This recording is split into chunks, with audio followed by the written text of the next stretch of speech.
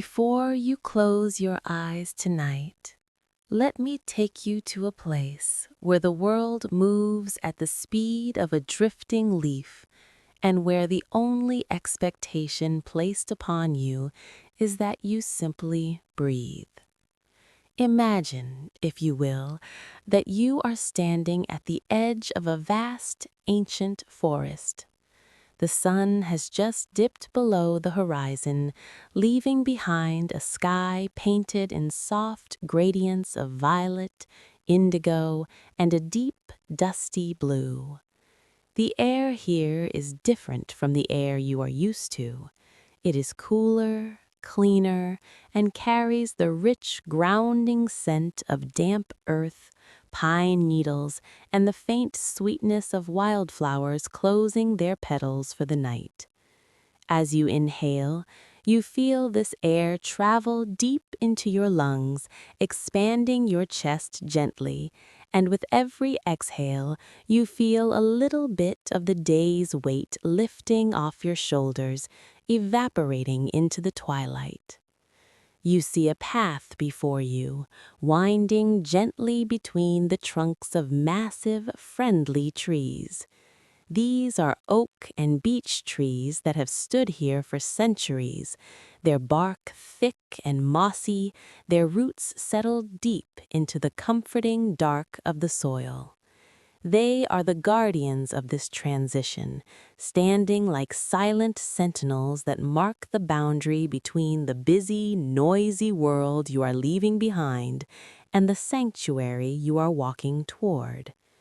As you step onto the path, you notice that the ground is soft beneath your feet, cushioned by layers of fallen leaves and velvet moss. There is no sound of hard pavement here, no sharp echo of footsteps. There is only a soft, muffled rustle, a sound that whispers to your nervous system that it is time to slow down. You walk at your own pace. There is no rush. There is no destination that requires you to hurry. The path guides you effortlessly, curving gently to the left, then to the right, following the natural contours of the land. Above you, the canopy of leaves forms a protective archway, filtering the last of the evening light into a soft, silvery glow. You can see fireflies beginning to wake up in the tall grass, tiny sparks of warm yellow light that drift lazily through the air, blinking on and off in a rhythm that seems to match the slow beating of your own heart. They are not frantic, they are simply floating, carried by the gentle currents of the evening air. As you continue walking, the trees begin to part, revealing a small, secluded valley nestled between rolling hills. In the center of this valley lies the village of Gentle Hours. It is a place that feels as though it has been plucked from a storybook, a place where time is measured not in minutes and seconds, but in the slow movement of shadows and the turning of the tides. The village is quiet, bathed in the soft blue light of early evening. You see small cottages with thatched roofs that look thick and warm, like heavy blankets pulled over sleeping houses. Smoke rises in thin, lazy ribbons from stone chimneys, carrying the scent of wood smoke and roasting chestnuts, a smell that triggers a deep, ancestral sense of safety and home. You cross a small stone bridge that arches over a stream. The water below is dark and glassy, reflecting the first few stars that have dared to peek through the twilight. The sound of the water is a low, continuous murmur, a white noise that washes over your mind, smoothing out the jagged edges of your thoughts. It flows over smooth river stones, never rushing, always moving forward with a patience that feels infinite. You pause for a moment on the bridge, resting your hands on the cool stone railing, and just listen. The water says hush. The wind in the willows says hush. The entire valley seems to be whispering a lullaby to the earth. Moving off the bridge, you step onto the cobblestone street of the village. The stones are worn smooth by generations of unhurried footsteps, and they glisten slightly from a passing evening mist. The street is lined with iron lanterns, but the light they cast is not harsh or electric. Inside each glass globe is a captured ember of starlight, casting a pool of warm amber radiance that illuminates the way without breaking the spell of the night. You walk through these pools of light, feeling their warmth on your skin for a brief moment before stepping back into the cool, comforting shadow. At the very end of the lane, nestled against the side of a hill, stands a building that draws you in. It is made of timber and stone, with ivy climbing up the walls, framing windows that glow with a welcoming golden light. A wooden sign swings gently above the door in the evening breeze, creaking softly. Painted on the sign is an image of a silver spoon stirring a cup of tea with steam curling into the shape of a sleeping moon. This is the Apothecary of Gentle Hours. You know, with a certainty that relaxes your jaw and softens your eyes, that this is where you are meant to be tonight. This shop is not for buying medicine for the body. It is a sanctuary for the spirit. It is a place built for the weary, for the thinkers, for the souls who have carried too much for too long. You approach the door, which is made of solid, polished oak. The handle is brass, worn smooth by many hands before yours. It feels warm to the touch, as if the house itself is alive and holding on to the heat of the hearth inside. You press the latch down with a satisfying heavy click. The door swings open silently on well-oiled hinges, and you step across the threshold. Immediately, the cool night air is replaced by a wave of warmth that smells of dried lavender, old paper, vanilla bean, and beeswax. The door closes behind you with a soft, final thud, sealing out the world, sealing out the noise, sealing out the demands of the day. You are inside now. You have arrived. You are safe. The interior of the apothecary is a masterpiece of cozy stillness. It is dimmer than the street outside, lit only by candles of varying sizes that flicker with a slow, hypnotic pulse. The light is golden and honey-colored, casting long, soft shadows that dance gently against the wooden beams of the ceiling. It is the kind of light that makes your eyelids feel heavy and pleasant, inviting them to droop, to close, to rest. The atmosphere is thick with quiet, a silence that feels rich and velvety, absorbing any tension you might have brought in with you. The room is lined from floor to ceiling with wooden shelves, dark and polished, filled with an endless assortment of glass jars. But this is not clutter. It is a curated collection of wonders. The jars glint in the candlelight, amber glass, cobalt blue, forest green, and clear crystal. They contain dried herbs, roots, shimmering powders, and liquids that seem to swirl with their own internal currents. The shelves smell of cedarwood and thyme, a grounding fragrance that makes you want to inhale deeply and slowly. Standing behind a long wooden counter is the keeper of this sanctuary. His name is Silas. He is an older man, with hair as white as spun cloud, and a face mapped with lines of kindness and patience. He wears a vest the color of dried sage over a crisp linen shirt, and his sleeves are rolled up to reveal forearms that look strong, yet gentle. He is in the middle of polishing a glass jar with a soft, lint-free cloth. His movements are incredibly slow and deliberate. Rub, pause, rub, pause. He does not look up with surprise when you enter. Rather, he looks up with recognition, as if he has been expecting you all evening. His eyes are a warm, twinkling hazel, and they crinkle at the corners as he offers you a soft smile. It is a smile that asks nothing of you. It doesn't ask how your day was, or what you achieved, or what you still have left to do. It simply acknowledges your presence and offers you sanctuary. "A soothing evening to you," Silas whispers. His voice is deep, resonant, and incredibly soft, like the low hum of a cello string or the sound of distant thunder wrapped in velvet. Come in, come in. The kettle is just beginning to sing, and the fire is settling down for the night.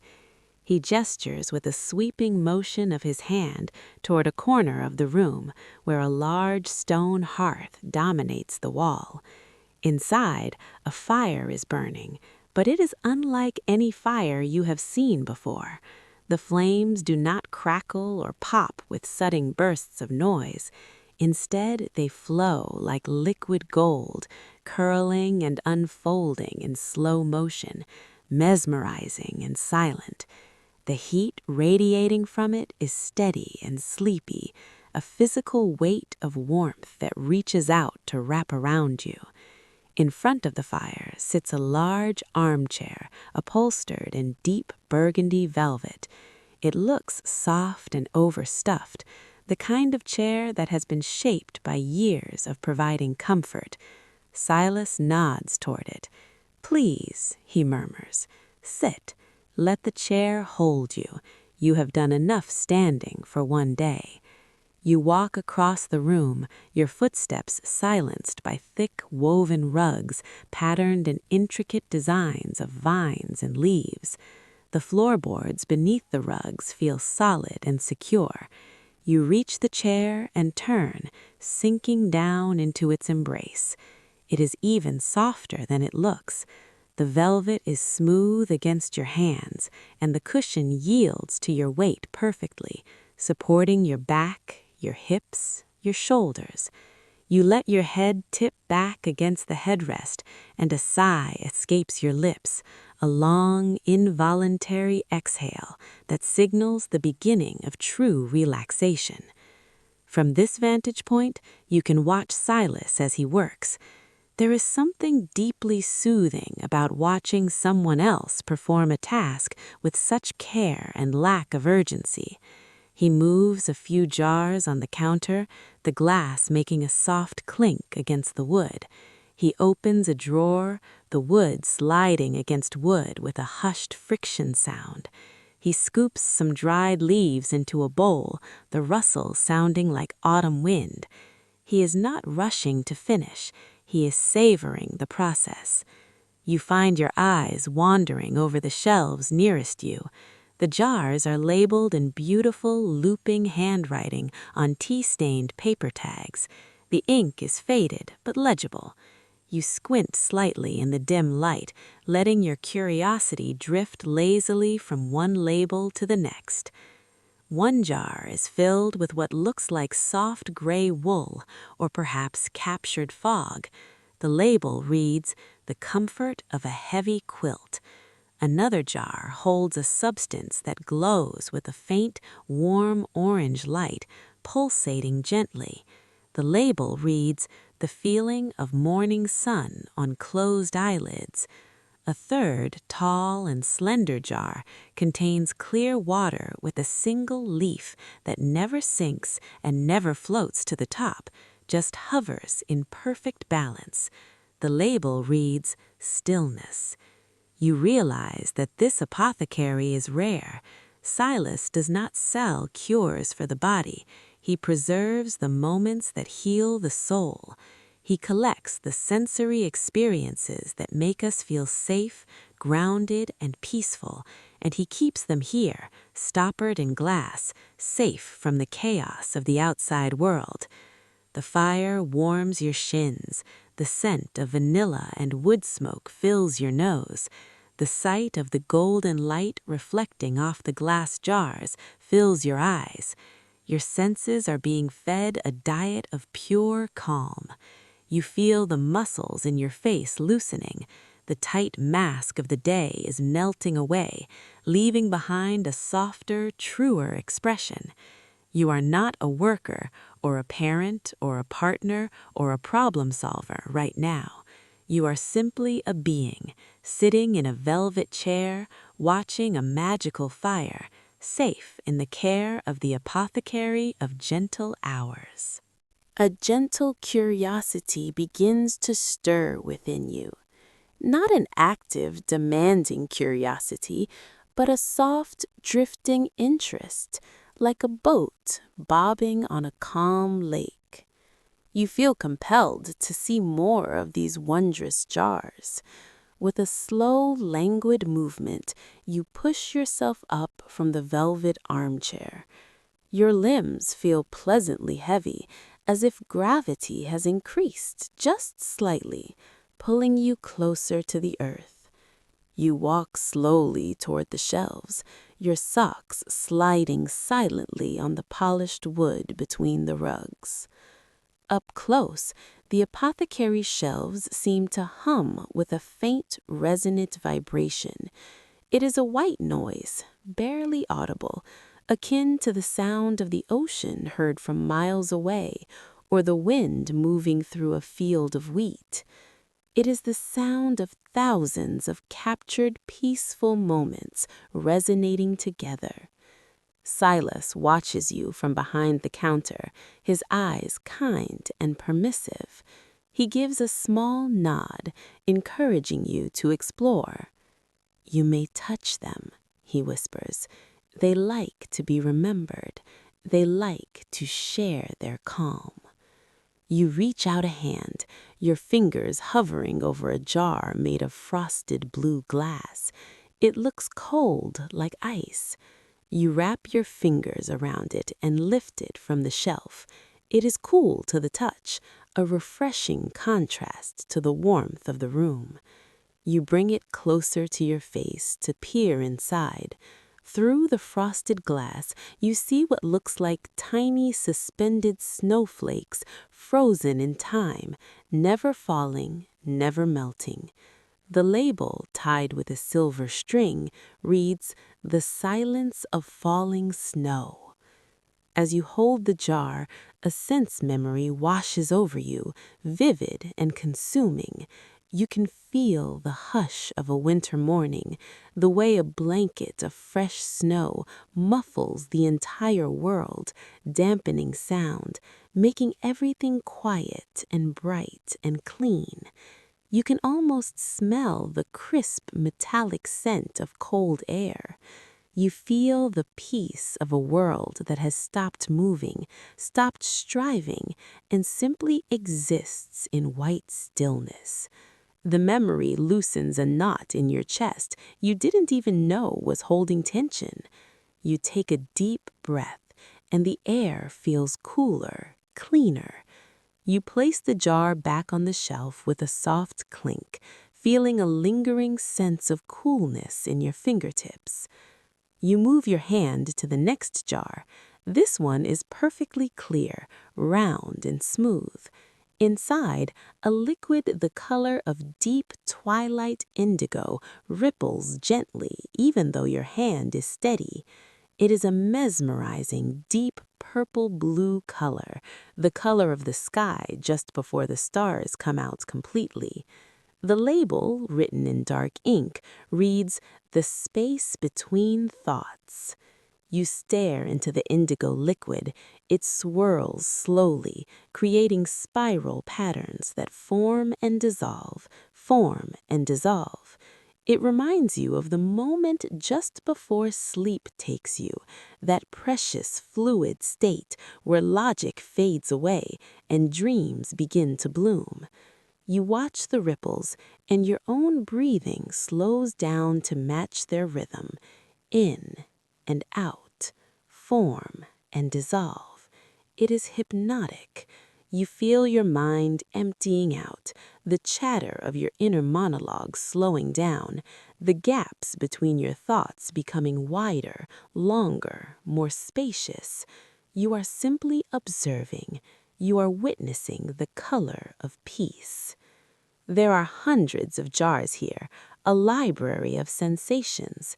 You see a jar filled with dried rose petals that seem to retain their soft, velvety texture perfectly. The label reads, "Unconditional Love." You see a jar filled with small, smooth river stones, gray and round. The label reads, "Patience." You see a jar containing a single preserved dandelion clock, perfectly spherical and fragile. The label reads, "Letting Go." You wander further down the aisle, feeling as though you are walking through a physical manifestation of comfort. You realize that you don't have to carry your own worries right now. You can leave them at the door, and instead, you can fill your mind with these soft, beautiful things. You can borrow the patience of the river stones. You can borrow the silence of the snow.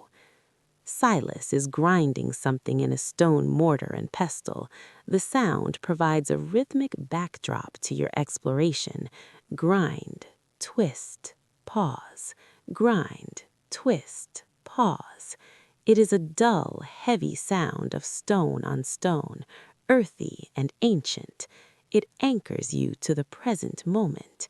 You are not in the past replaying old conversations.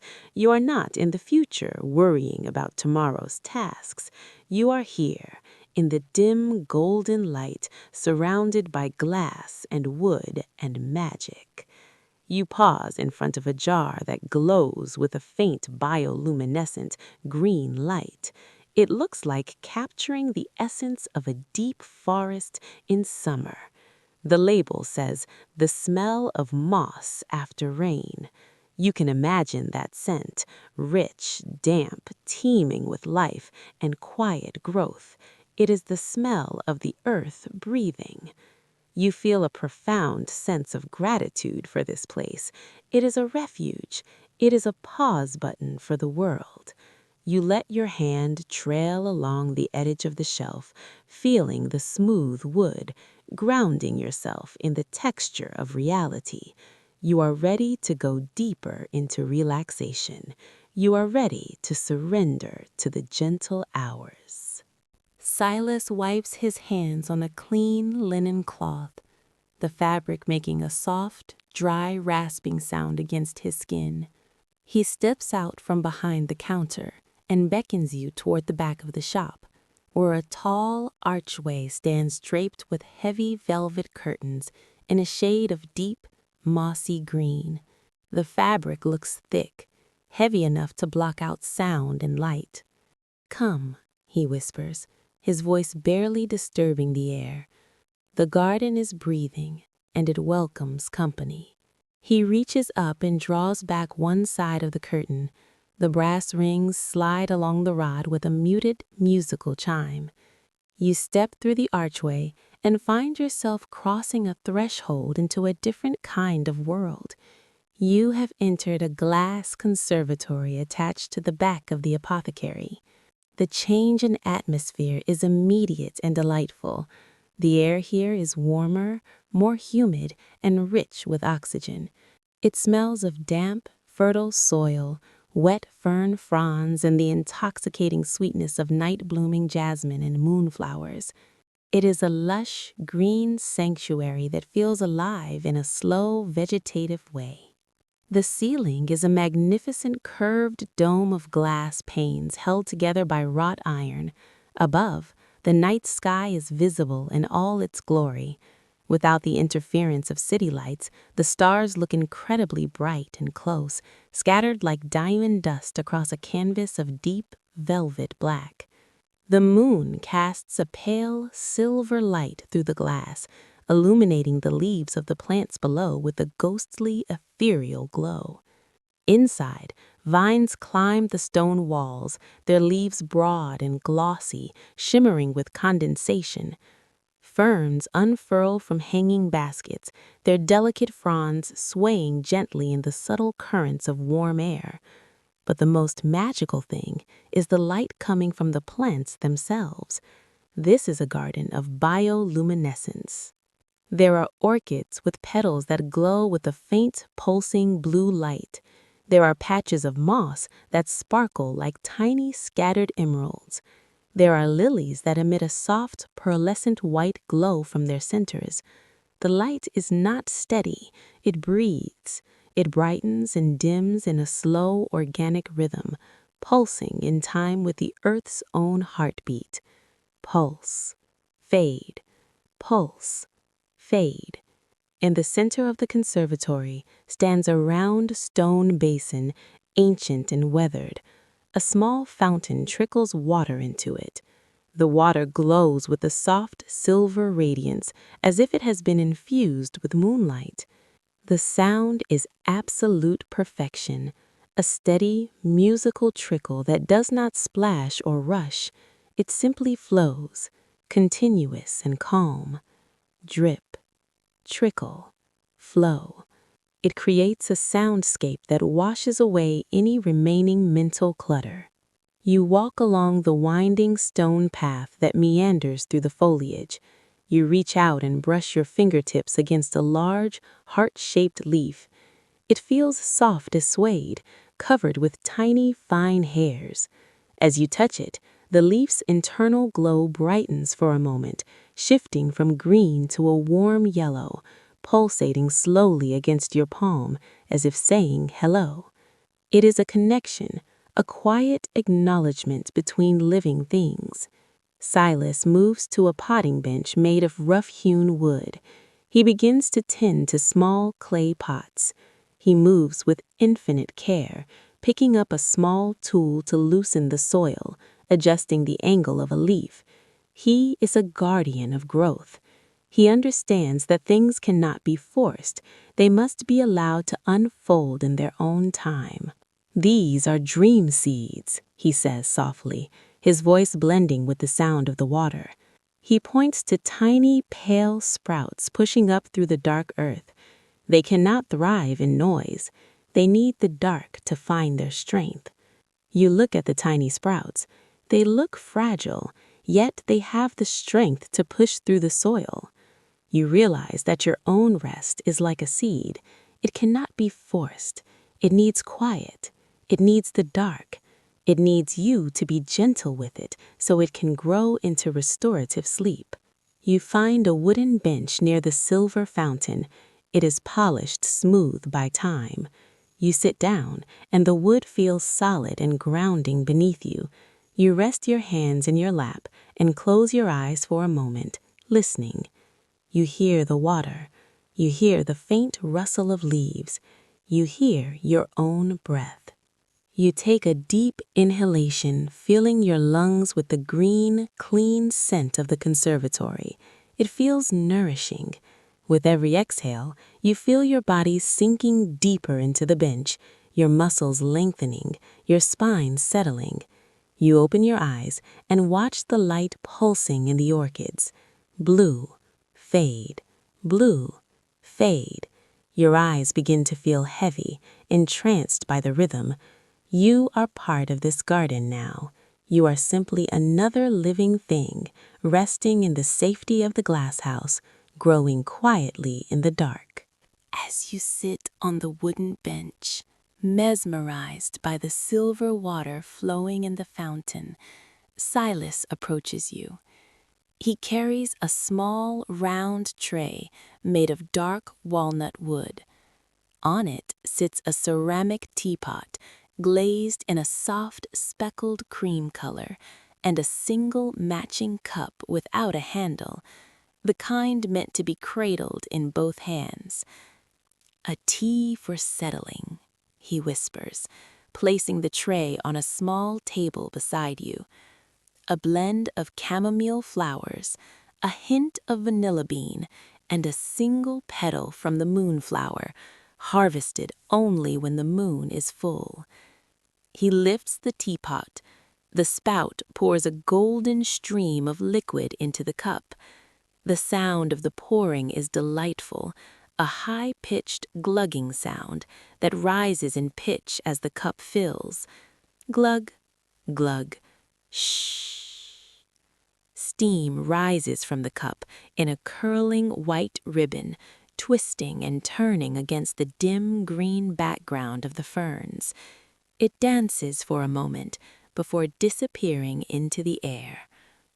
Silas hands you the cup. You take it with both hands. The ceramic is warm, a comfortable grounding heat that spreads instantly into your palms, travels up your wrists, and seems to wrap around your forearms like a warm sleeve. It is a physical reassurance. You bring the cup closer to your face and inhale the steam. The aroma is sweet, floral, and earthy. It smells like a warm breeze in a summer meadow, mixed with the comforting scent of a bakery. You take a sip. The liquid is smooth and coats your throat with warmth. It tastes of honey and flowers, with a subtle, creamy aftertaste of vanilla. It tastes like comfort. It tastes like being tucked in as a child. You feel the warmth traveling down to your stomach, radiating outward to your limbs. It signals your nervous system to stand down. You are nourished. You are warm. You are safe. Silas sits on a tall stool nearby, giving you space, but keeping you company. He picks up a small woven basket filled with dried stalks of lavender. He begins to strip the purple buds from the stems, preparing them for a jar. His movements are repetitive, rhythmic, and soothing. Strip, drop. Strip, drop. The dry rustle of the flowers falling into the bowl is a crisp, satisfying sound. With each movement, a fresh burst of lavender scent is released into the air, mixing with the steam of your tea. The fragrance is calming, clearing your head, making your thoughts feel light and airy. You watch his hands, old hands, mapped with lines of experience and work, but steady as a rock. There is no tremor of anxiety in them. He is completely present in the task of stripping lavender. He is not thinking about when the basket will be full. He is simply enjoying the motion of his hands. "The mind is like a garden," Silas says, his voice barely louder than the trickle of the fountain. "Sometimes it grows wild with weeds. That is natural. We do not fight the weeds in the dark with sharp tools. We simply water the flowers we want to keep. We give our attention to the peace, and the noise will wither away on its own." You drink your tea slowly, savoring every drop. With every swallow, your legs feel heavier, sinking into the floor. Your arms feel loose, resting in your lap. Your shoulders drop another inch. Your eyelids are becoming heavier now, blinking slowly like the shutter of an old camera closing in slow motion. Blink, open, blink, close. You notice a single firefly drifting lazily through the humid air of the conservatory. It is a tiny speck of light, blinking a soft, warm yellow. On, off, on, off. It moves without a destination, bobbing up and down, floating on the warm air currents. You let your eyes follow it, tracking its slow, meandering path. It flies over the fountain, over the ferns, then disappears behind a large palm leaf, only to reappear a moment later near the glass ceiling. Tracing its path requires no effort. It is hypnotic. Your eyes are getting tired of tracking. They want to rest. You finish the last sip of tea, feeling the final warmth settle in your chest. You place the cup back on the tray with a soft, hollow clink. The sound echoes gently in the quiet room. You are syncing with the rhythm of this place. Your heart rate slows down to match the peace of the room. Thump, thump, thump. Steady, calm, reliable. You are not just in the apothecary of gentle hours. The gentle hours are now inside of you. When the tea is finished and your body feels thoroughly warmed from the inside out, Silas stands up from his stool. He brushes a few stray lavender buds from his apron and nods to you. "There is one more place," he whispers, a secretive smile playing on his lips. "The quietest place of all, a place built for the heaviest of eyelids." He leads you back out of the conservatory, through the velvet curtains, and back into the main shop. The fire in the hearth has burned down to glowing embers now, casting a deep, reddish-orange light across the floor. You walk past the rows of glowing jars, past the scent of old paper and wax, to a corner of the room you hadn't noticed before. There, tucked into the shadows, is a narrow wooden staircase. The wood is dark, perhaps walnut or mahogany, and polished to a high sheen by years of use. Silas places a hand on the banister and begins to climb. You follow him. The steps are solid and silent. They do not creak. They absorb the sound of your footsteps completely. As you ascend, winding upward in a gentle spiral, the light begins to change. It shifts from the golden yellow of the candles downstairs to a pale, soothing blue.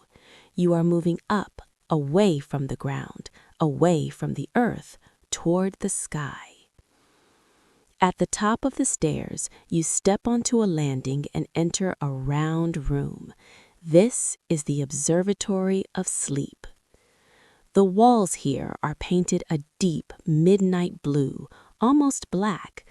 The ceiling is a conical roof with a large circular skylight at the very apex, opening the room directly to the heavens. Through the glass, the moon pours a beam of cool silver light into the center of the room. But the most wonderful thing about this room is the bed. It dominates the space, a vast island of comfort. It is piled high with quilts and comforters that look like clouds plucked from the sky. They are white, cream, pale gray, and softest dove blue, layer upon layer of texture and softness. There are pillows of every size, inviting you to sink into them. In the center of the room, suspended from the ceiling beams directly above the bed, is a large mobile. It is made of beaten silver and glass, shaped into stars and crescent moons. They turn slowly in the air, casting the moonlight from the window above. They rotate with a languid grace, spinning silently, casting dancing shadows on the dark blue walls. Silas walks to a small window on the side of the room and opens it just a crack. A breath of cool night air drifts in, fresh and clean. It carries the scent of the distant forest and the damp cobblestones below. It is the perfect temperature to balance the warmth of the heavy quilts. You can hear the distant sound of the village stream again, but from up here, it is just a low, continuous hush, a whisper of water. "This is for you," Silas says, gesturing to the bed. Rest is not something you have to earn. It is not a prize for working hard. It is something that belongs to you simply because you exist. You are allowed to stop. You move toward the bed. You sit on the edge, and the mattress sinks deeply, welcoming you. It is soft but supportive. You bend down and take off your shoes, setting them on the rug. Your feet feel light and free. You swing your legs up onto the bed. You reach out and touch the top quilt.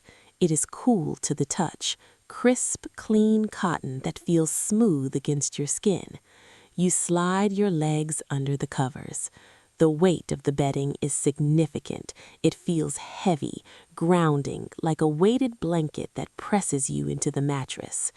It feels like a hug that doesn't end. You lie back.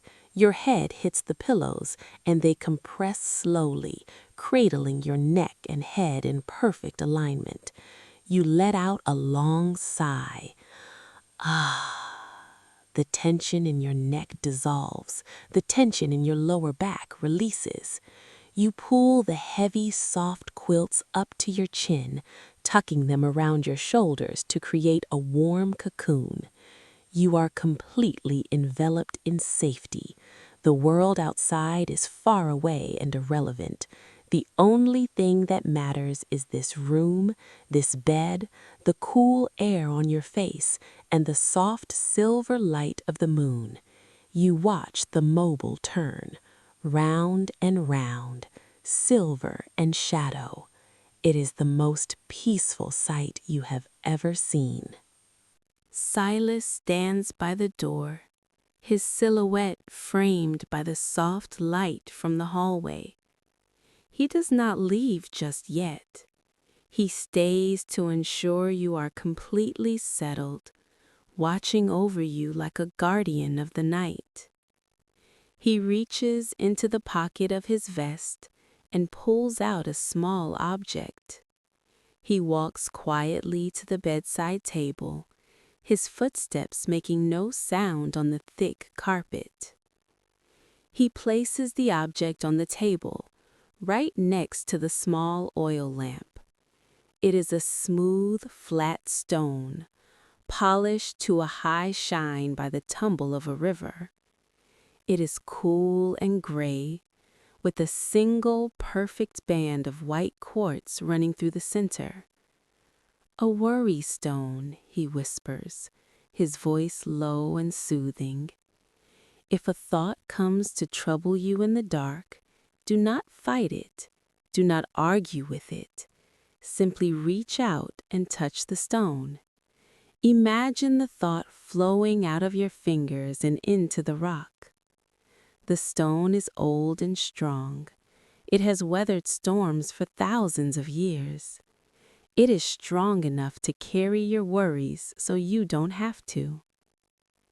You slide one hand out from under the warm covers, just for a moment, and reach for the stone.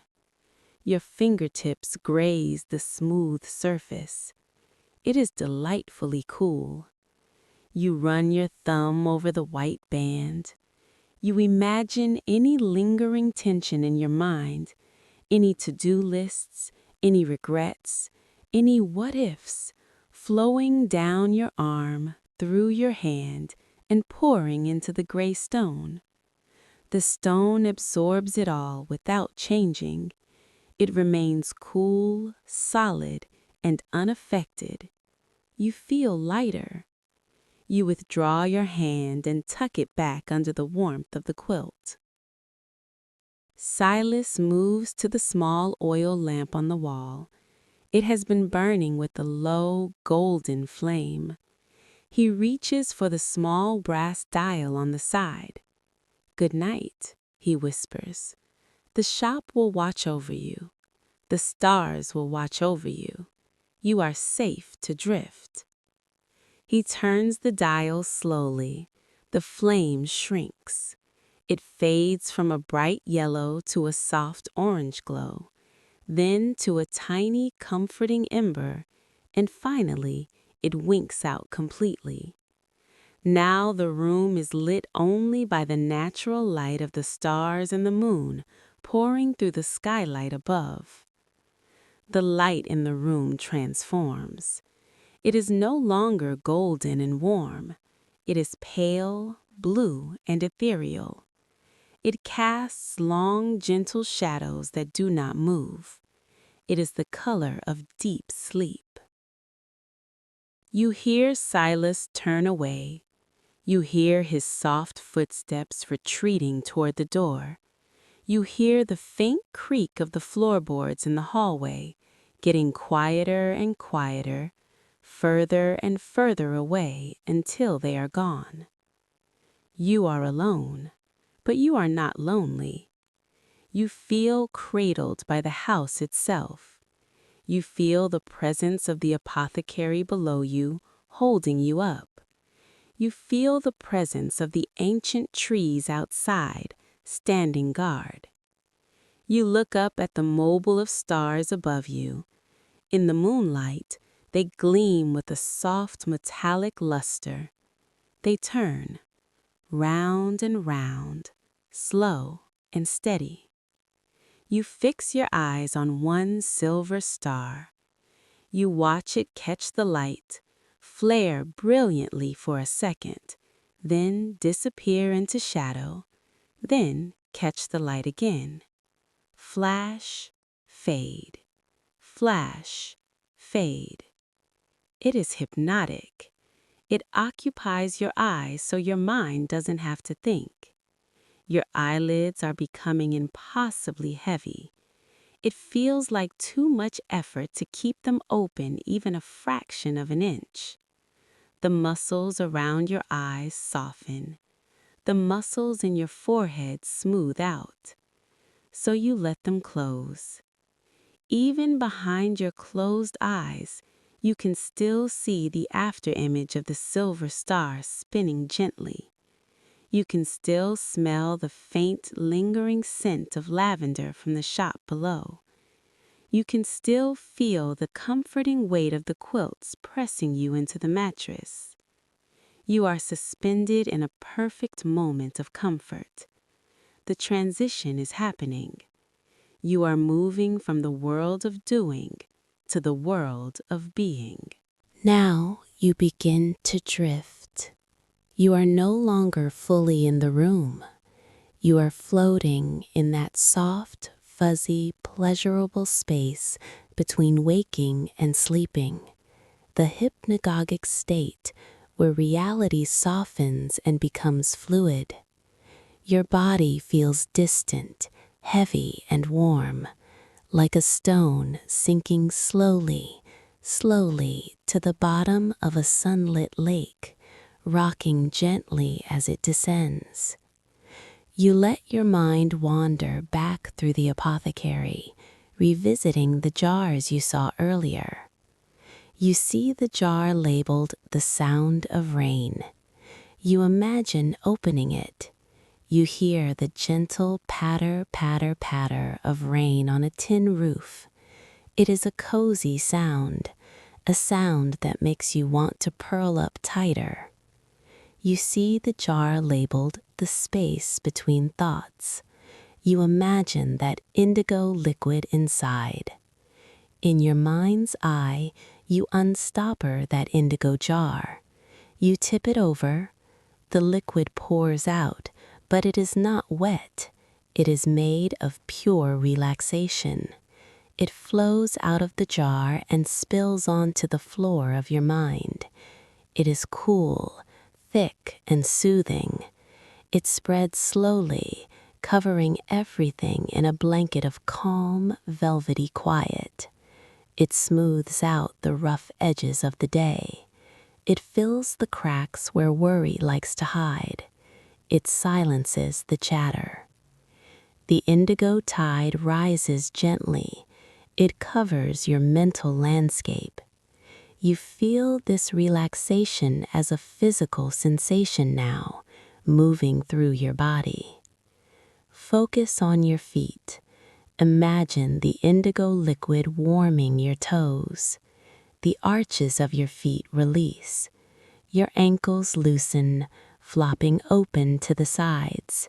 They are so heavy, they are sinking into the mattress. The feeling travels up your shins, into your calves. The muscles there unclench, turning to soft jelly.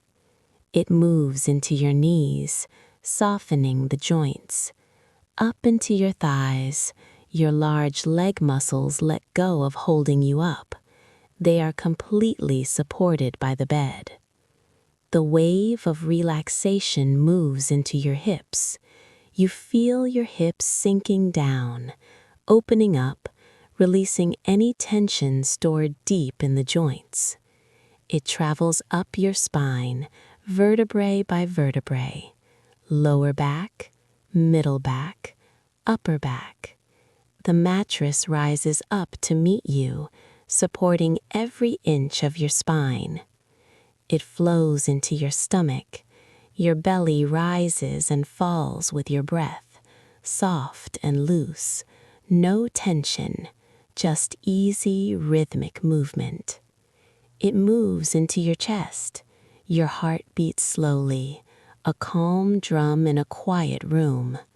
Thump, thump. It flows down your shoulders, melting them away from your ears, down your arms, past your elbows, into your wrists. Your hands are open, fingers curled softly and naturally. They feel warm and tingly with relaxation. It travels up your neck, relaxing the throat. It moves into your jaw. Your teeth part slightly. Your tongue drops away from the roof of your mouth, resting gently on the floor of your mouth. It moves into your face. Your cheeks soften. The tiny muscles around your eyes let go. Your forehead becomes smooth like a still pond. The top of your scalp relaxes. Your whole body is one piece of heavy, warm relaxation. You are one unit of peace. You are anchored here. Nothing can disturb you. You are like a boat that has been tied securely to the dock in a sheltered harbor. The ropes are strong. The water is glass smooth. You rock gently, just a tiny, imperceptible movement, soothing and rhythmic. You are held. You are heavy. You are at rest. Deeper now. You are going deeper. Imagine in your dream state that you are standing at the edge of the village of gentle hours again. But things have changed. The village is no longer solid stone and wood. It has become softer, ethereal. A gentle mist has rolled in from the hills. It is a thick, white blanket of cloud that covers the ground, swirling around the base of the trees. It looks soft enough to walk on. You step off the cobblestones and onto the mist. It holds you. It feels like walking on plush carpet or thick foam. It swirls around your ankles, cool and refreshing, tickling your skin. You walk through the village, but you make no sound. Your footsteps are silent. You are a ghost of comfort passing through. You pass the cottages. Their windows are dark. Everyone is asleep. The baker is asleep. But Gardner is asleep. Silas is asleep in his chair by the fire. The whole world has shut down. You are part of this great collective rest. You are connected to every living thing that is currently sleeping, sharing in the same restorative energy. You float past the trees. Their leaves are still. The wind has stopped completely. There is a profound silence here, a silence so deep you can feel it in your bones. It is not an empty silence, it is a full silence, heavy with peace. You float past the stream. It has quieted to a whisper, a faint silver ribbon winding through the fog. You are moving toward a horizon that is soft and gray, where the sky meets the earth in a seamless blur. There is nothing there you need to do. There is no checklist waiting for you. There is no one calling your name. There is only the vast, open space of sleep. You feel a sense of profound gratitude for this stillness. It is a gift. It is a healing balm for your tired mind. You realize how good it feels to just be without doing. In the sky above you, which is a deep, velvety indigo, you imagine the word sleep. You see the letters formed out of white, fluffy clouds against the blue night sky. Giant, soft letters. S, L, E, E, P. You watch them floating there. Then a gentle breeze comes from nowhere, high up in the atmosphere. It blows against the letters. You watch the S begin to lose its shape. The edges blur. It drifts apart into wisps of white vapor. The L dissolves, breaking into tiny fragments of cloud that scatter into the dark. The E's soften and fade, melting into the background. The P blows away like smoke. The word is gone. The concept is gone. Your thoughts dissolve with them, breaking apart, drifting away, gone. You are no longer thinking about sleep. You are becoming sleep. You are left with nothing but feelings. The feeling of comfort, the feeling of warmth, the feeling of safety, the feeling of heaviness. You are sinking down, down, down into the velvet dark. It is not a scary dark. It is a friendly, womb-like dark. It wraps around you like the quilts in the Apothecary. It covers you. It protects you. You are submerged in comfort. You are floating in a sea of tranquility.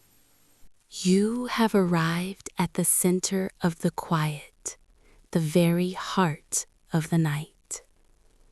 Here there is only the rhythm of your heart and the slow, ocean-like tide of your breath. In, filling the body with peace. Out, releasing the last atoms of tension. In, slow and deep. Out, letting go completely.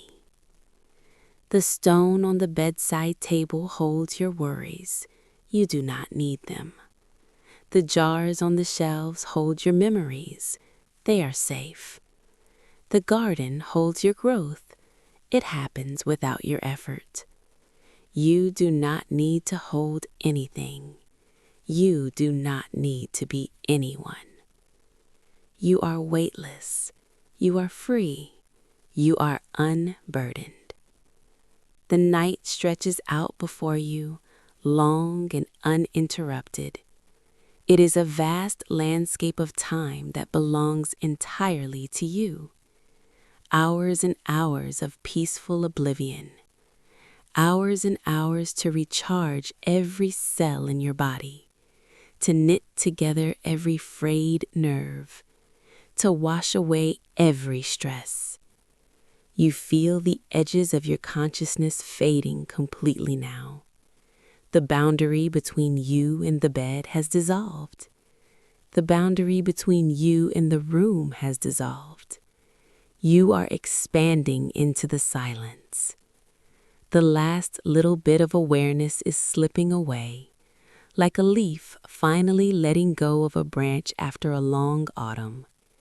It falls slowly, twisting in the air, catching the light one last time before landing softly, silently, on the thick moss below. Let go, let go, let go. You are safe in the apothecary of gentle hours. Silas is watching the door. The ancient trees are guarding the valley. The stars are watching the roof. The moon is watching the window. Everything is well. Everything is quiet.